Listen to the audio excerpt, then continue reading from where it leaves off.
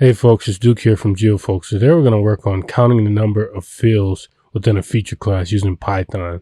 So first we'll import ArcPy, and we're importing ArcPy into a Python notebook within ArcGIS Pro.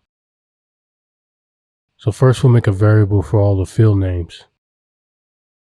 We'll have fields equal to arcpy.list fields,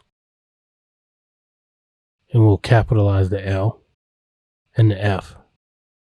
And then we'll put an open and close parentheses at the end of fields. Within the parentheses, we'll put quotation marks, and then we can name the feature class that's within our data frame that we want to choose. Here we're naming the city's feature class. Next, we'll make a variable called number of fields. We'll set this variable equal to length, or len, and then fields, which is the variable we made above.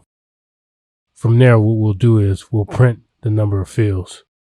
And so we can take this variable and copy and paste the name into the print function.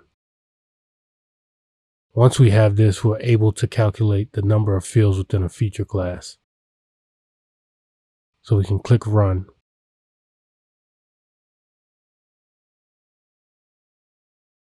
And we can see here, the city's feature class has 14 fields. A bit easier than trying to count each field. And if we want to change the feature class, we can just change the name in the brackets and then rerun. And now we can see that the street feature class has 3 fields. So this can be especially helpful when we're dealing with a feature class with several fields to the point it'll be harder to count. You could use a simple script like this to determine how many fields there were.